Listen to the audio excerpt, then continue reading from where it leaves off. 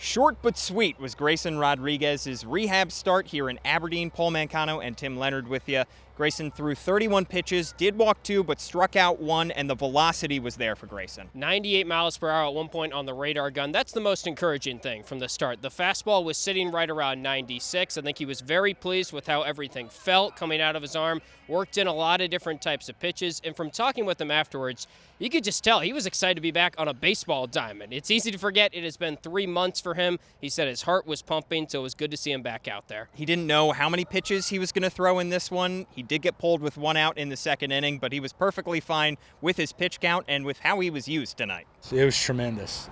Being able to go out here, warm up, get in the mound before the game, just walk into the dugout, smell the ballpark and see the lights and everything. I mean, it was fantastic. Was there some rust you were knocking off tonight?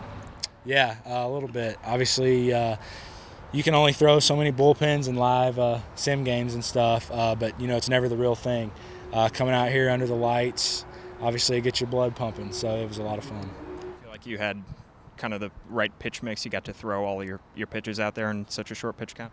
Yeah, that's what we had talked with Ramon, my catcher, going into it. I really didn't care how it went. I just wanted to be sure to be able to throw pretty much every pitch.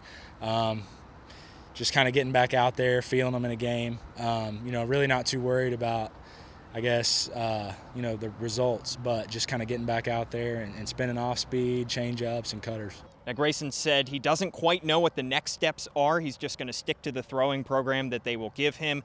Tim, we saw Adley Rutschman and DL Hall come through this same circuit of minor league affiliates on their rehab assignments earlier in the year. So we'll see how long the Orioles want to keep him in Aberdeen before they eventually send him back up to Bowie. There's no sense rushing a top prospect like Grayson Rodriguez. Maybe we will see him get promoted next week. It seems like he knows he's going to pitch every 5 days and stay on that and probably work his way up and pitch a little bit more each time he's out there. But an encouraging first start for him. The fact that he walked out of it with good velocity, good command overall.